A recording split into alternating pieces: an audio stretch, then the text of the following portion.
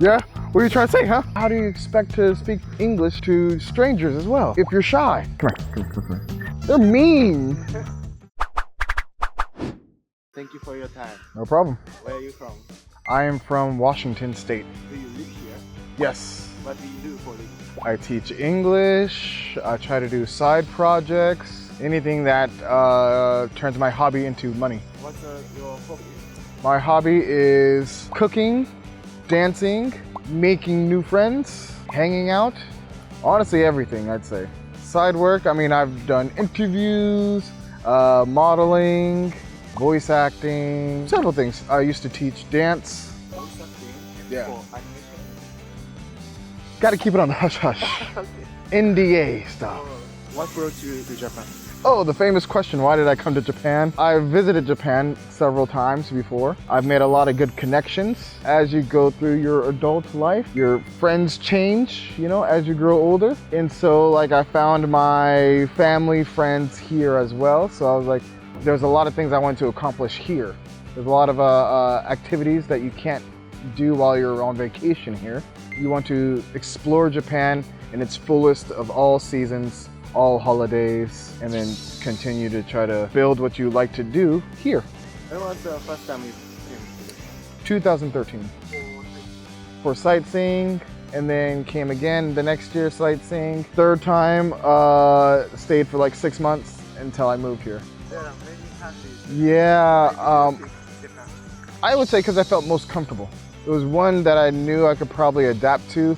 Again, second, I knew I had people that I can rely on, who I call friends and family here. So I knew that it's my home away from home. Except for Japan, where did you visit? Where have I visited? I visited Canada, Mexico. Do the airports count? Korea. Korea. What kind of Japanese people learn English fast? I would say those who make friends and try to communicate, not just make friends, but interact with a lot of foreigners, I would say. Speaking English is most important, practicing, getting used to just using it and being unafraid, unshy to use it. People shouldn't be afraid of mistakes. Nope, I just made a mistake and no one caught. I hope no one caught it. There's no such thing as unshy.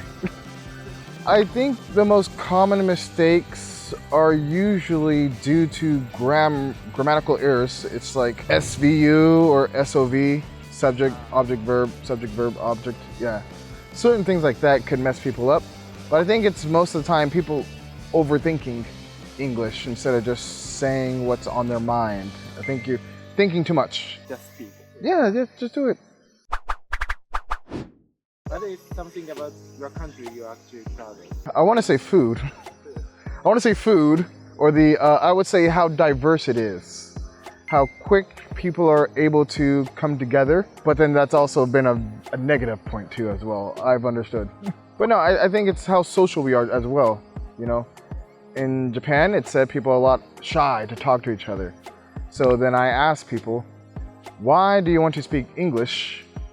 Oh, because I want to talk to foreigners. Well, do you talk to Japanese people outside? No, I'm too shy. Well, how do you expect to speak English to strangers as well if you're shy? Yeah. What stereotypes about Japan do American people have? I would say people say Japan, or people in Japan, or Japanese people, are polite, kind, honorable, and shy. But you guys give yourselves, I'm shy. Do you think that's true? Shy, yes. Until the liquor hits. Until that liquor hits. Then y'all not shy. Polite, yes. I'm not too sure. It might be cultural. You know, you don't want to break the mood or, cause any negativity. So polite, yes. Kind, I'm not too sure because there might be a difference in kindness.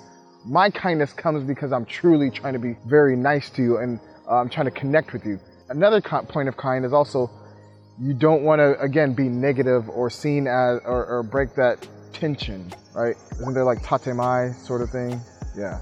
Tatemai is one of the difficult culture. Yes. I don't know if anyone's actually being kind to me because they really want to be kind, or are we really like this? You know what I mean? Yeah. Are you married? No. Not yet. I'm free, guys. I'm free, ladies. What type of people do you want to have a relationship with? Honestly, I'm very open. I don't think I have an actual type. It's just whoever I connect with best. They should be like open-minded. Yeah, I'd say open-minded. What kind of people are popular in America? America is diverse, what's called the melting pot. So you could find every ethnicity, every type, but I think most important is possibly one that is faithful, one that will speak their mind. Yeah, I think those are the two ones. Faithful, speak your mind. Have you ever dated with Japanese woman? Yes. Have you ever dated with American? Yes. So what's the difference? What's the difference? Honestly, there wasn't much. Again, because I dated someone who has been to America for a while, so it was quite easy. You know, we could understand each other. Yeah, there wasn't too much of a difference. Okay, here's one thing. Maybe there was too much negativity with Americans, to where like they might speak their mind a little bit too bluntly. Too bluntly, I mean like they're mean. They're mean. I'm tired of attitudes. But you know, toxicity sometimes keeps you around. Not all Americans like. Yeah. Do you know any Japanese who's famous in your country? Shohei, yes. Ichiro, of course I get. Again, because I'm from Washington or Seattle, so I get Ichiro a lot. Those two are, I would say, is the most famous. What's her name? Why am I forgetting her name? I'm forgetting names though. Tennis player, Osaka. Yeah, Naomi Osaka. And KONBINI Confessions rapper from New York. My bad, bro. I forgot your name. So mostly athletes. Yeah. Mostly athletes or a rapper. Yeah. In America, there are so many guns. Aren't you scared of living with guns? I mean, I've grown up with it, so I'm used to it. I think it's brought me more spatial awareness. Spatial awareness as in like, I'm constantly aware of what's going on around me. You know, again, I've lived in certain areas away from my parents where, you know, someone might approach you differently or, you know, it might get a little hostile. I've been in those situations, but, you know, I know how to move, so. There was one where me and my brother, close friend, got into it with someone at a gas station across the street from our house where we live, and we had to fight, and then they drove off, came back, had a gun, but you know, they drew it out, but they weren't about that life. What was the reason you had fun?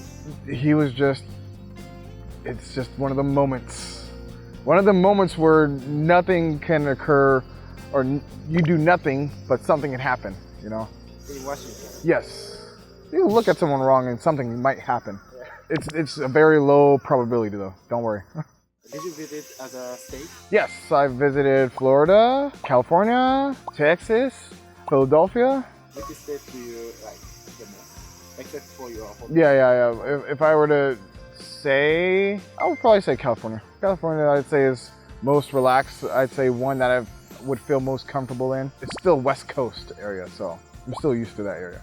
One of our American friends told me that there is a joke about Florida there. Ah, Florida. Nah, it's just people are weird over there. I mean, like, it's like the wild, wild west. The rules and the laws are separated between different states. And so in Florida, they're a bit more relaxed when it comes to certain, like, laws. So gun carrying, dangerous situations, you never know unless you actually live there. So you always got to be careful. And I think people say like Florida water, don't drink Florida water or something, just because Florida just seems to have that perception or that stereotype of being crazy. I've only done the tourist thing, go to Disney World and leave. So I didn't have to worry about anything crazy happening, you know. Unless you live there, nothing crazy is really gonna happen to you. How long have you been living here?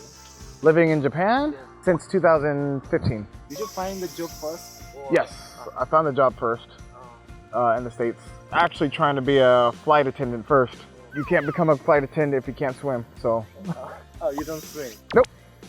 So then that same day I got denied because I can't swim was the day that I got an interview and hired teaching English. Do American people learn how to swim at school? Some places you do, but it's not like mandatory. Different schools have different requirements. Mine did not have these requirements. There's earthquake happens in America. Yeah. Have you experienced that in America? Yeah, but it's never been as strong as it has been in Japan, you know. In the States, I don't notice it. Were you scared of earthquake in Japan? No, I'm afraid of these. Oh, I'm not afraid of those, but I think I've learned to survive. And I think that's one of the better things in the States is that, you kind of imagine a lot of scenarios happening to where you're like preemptively thinking on what to do, Instantly, if it starts to let's say tsunami or something, typhoon happens, I'm quickly able to understand the situation and, move a certain way, Have you ever experienced some difficulty living in Japan as a foreigner? Yes. Let me talk to you real quick. Come here. Ward office, bank accounts, cell phones. Difficult if you don't speak Japanese. Ward office, you gotta know how to let's say you want to move. You gotta get the moving out papers from one ward office to another ward office. And if you didn't get it, you better go to that ward office you went to before if you're going to different areas. That's one. Two, bank account.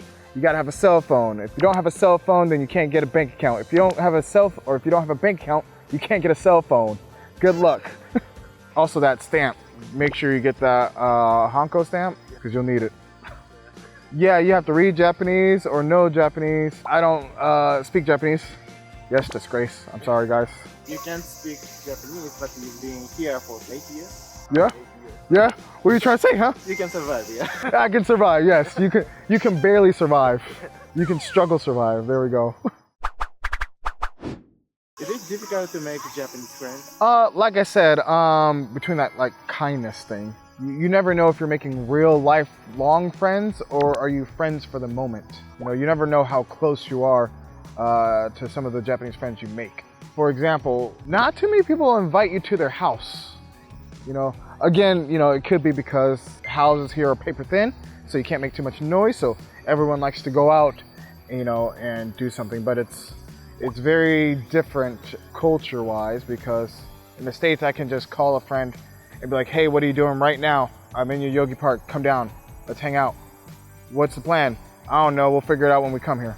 But usually with Japanese, you gotta have a plan, some sort of schedule, 2 weeks in advance, something like that. Yeah, so it's very, very different, You can see if he or she is friend in America. Yes. Yeah, I think it's a lot easier. You can connect pretty fast. Do you have any message to Japanese people? My message is to, especially with those who want to speak English, go outside and just talk to someone. Just say hello. It's okay. Most foreigners will stop and talk to you and at least entertain you. Maybe from that you might gain some experience. The more you do it, the more you'll get used to it. And especially where we are, your yogi park, best place to do it.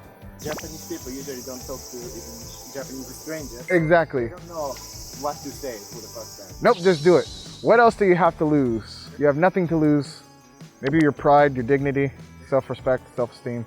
It's all okay. So what will be the first word for you, right? Oh, but hey, how are you doing?